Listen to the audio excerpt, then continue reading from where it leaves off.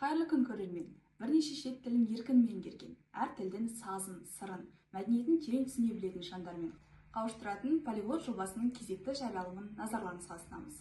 Бүгінгі жобамыздың қонағы Қазбілім ұлттық лицейінің оқытушысы Ақерке Айдынқызы. Қош келдіңіз.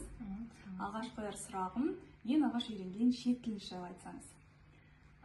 Енді ең алғашқы шет тіл үйренгенім ол ағылшын тілі. Әлбетте өзім ағылшын тілі мұғалімі боламын.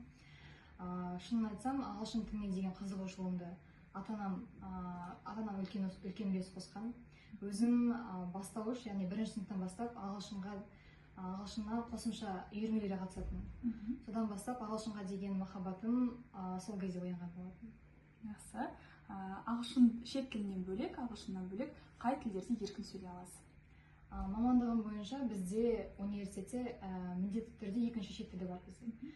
Сол себептен менің екінші шет тілім неміс тілі, онымен қатар өзім кәріс тілін үйренген болатынмын. Кәріс тіліне деген қызығушылығыңыз қай кезеңнен басталды? Неліктен осы тілді таңдадыңыз? Кәріс тіліне деген қызығушылық ол мектеп кезінен бастап. Өзіміз балаларымыз білетін кәріс сериалдары бізде көп болады. Сол 7-ші сынып кезінде 2014-тен бастап күнделікті бір 2-3 сағаттан кәріс тілінің сериалын көрген болатынмын. Соның арқасында ешқандай мұғалімсіз өзім кәріс тілін түсіне бастадым. Аудармасыз көріп бастадым. Жақсы. Ақерке ханым кәріс тілін, неміс тілін, ағылшын тілін, орыс, қазақ тілін өз алдына жетік біледі екенсіз. Енді ана тілінен өзге қай тіл сізге жақынырақ? Әлбетте маған ағылшын тілі өзіме жақын болып келеді.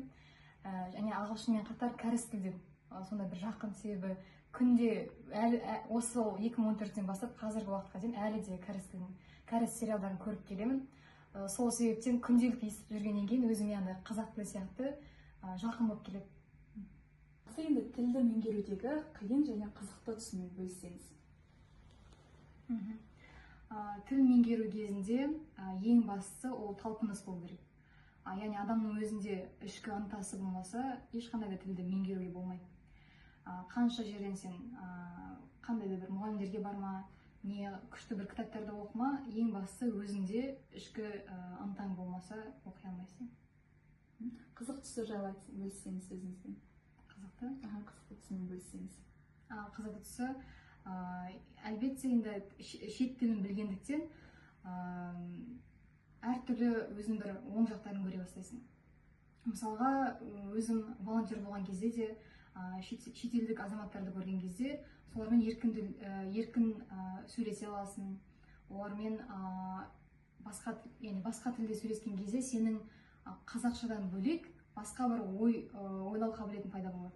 Яғни бұл қазақ тілінде сөйлегенде сен бір әлемде боласың, ал өзге тілде сөйлегенде сен басқа бір жан болып кетесің. Басқа бір тұлға, басқа бір әлемде жүргендей боласың. Жақсы, өзге шет тілін меңгерген кезде басқа әлемге түскенде боласың деп кеттіңіз. Осы бірнеше шет тілін меңгеру сіздің дүниетанымыңызды қалай өзгертті? Айырмашылық бар ма? Тіл білмегенге дейін менің жалпы өмірім тек қана осы қазақ тілі және орыс тілімен тұрады. Яғни мен тек қана қазақ және орыс мәдениеттерін қалай болатынын білдім.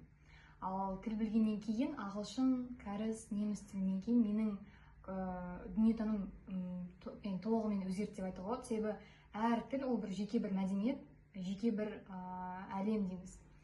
Мысалға, не себептен мысалға мен кәріс тілі маған жақын дейсіздер? Себебі кәріс тілі Алтай тілдердің тобына жататындықтан қазақ тілімен ұқсас.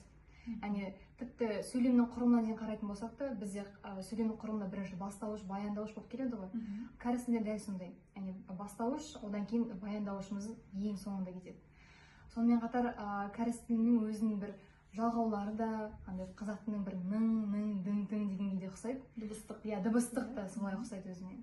Сол себептен сол тілдерді үйрене келе өзіміздің тілімізбен, өзімізге ұқсас мәдениеттердің қандай айырмашылықтары, қандай ұқсастықтары бар, сол жайлы көп біледі екенсің. Хакім Абайдың бір тіл білсең бір адамсың, екі тіл білсең екі адамсың деген сөзі бар. Осы жайлы не айтасыз? Расымен де солай ма? Келісемін. Шынымен де қазақ тілінде сөйлесең, сен басқа бір қазақ тілінде сөйлегенде дауысың басқа болып келеді. Орыс тілінде сөйлегенде сәл өзгереді. Ал басқа өзге тілде сөйлегенде де дауысың өзгеріп кететін сияқты. Яғни басқа бір тұлға сияқтысың. Сондықтан бұл тек қана дауыс емес, мәдениеттерді көріп, ойыңыз да өзгерген шығар. мәдениетінде өзгереді. Иә, мысалға мен өзім негізі тыйық адаммын. Қазақ тілінде сөйлегенде кішкене ұялатын болсам, ағылшын тілінде сөйлесем өзімді еркін сезінемін. Барлық ұялып айтқым келмейтін заттардың бәрін ағылшын тілінде істегім келеді. Ағылшын тілінде де өзі эмоциямен көбінесе беріледі ғой сөздердің бәрі. Мүмкін сондықтан шығар. Эмоцияңызды еркін жеткізіп. Иә, ол жағы бар. Сосын эмоцияны қатты білдіретін ол бізде кәріс тілдер болып келеді. Өздеріңіз де сериалды байқайтын болсаңыздар, кәрістер ұсақ заттың өзіне де бір қатты қуанады, қатты бір ұсақ зат болса да, соның өзіне бір көп эмоция білдіреді. Соны да үйреніп қаласыз басқалар. Әлке ханым, болашақта қай тілдерді меңгергіңіз келеді? Ең алдымен осы неміс кәріс тілін білгенімен оны жетік білмеймін. Жоспарда сол тілдерді жетік меңгеріп, өзінің сертификаттарын алып, мықты маман болғым келеді. Сонымен қатар басқа да испан тілін. Неліктен? Испан тілі білмеймін, өзін айттым ғой сіздерге, барлық тілдерді мен негізінен сериал арқылы үйренемін. Испандық сериалдар көрген кезде солардың тілдері бір өзгеше тартымды болып келеді. Әуезді болып келеді. Сол себептен маған бір жағымды, өзіме музыкасы ұнағандықтан сол тілді меңгергім келеді. Жақсы, сізге сәттілік тілейміз. Тіл меңгеруде қандай әдістерді қолданасыз? Жаңа өзіңіз кино, сериал көремін дедіңіз. Одан өзге жеке әдістеріңіз бар ма?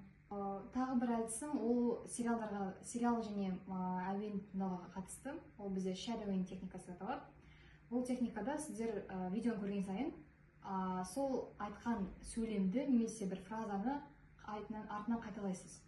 Сол арқылы сіз өзіңіздің дикцияңызды немесе белгілі бір акцентті жетік меңгере аласыз. Осы бір жақсы бір техника. Енді жастарға бір өзіңіз білетін тілдерде жылы лебізіңізді білдірсеңіз. Құрметті көрермен, сіздерге осы шет тілін үйренуде бар жақсылық тілеймін, тек қана талпыныс болсын. Dear follower, I wish you luck in studying different languages. I believe that you can achieve this goal, so you can do it. Ich wünsche dir viel Glück. 여러분, 다른 언어를 공부하는 게 힘들겠지만 너는 할 수 있어요. 열심히 공부하고 성공하기 바랍니다. 파이팅! Жобамызға қатысқаныңызға рахмет Ақерке. Ана тілін арым бол, ұятың болып тірбетте. Өзге тілдің бәрін біл, өз тіліңді құрметте. Қош сау болыңыз көрермен.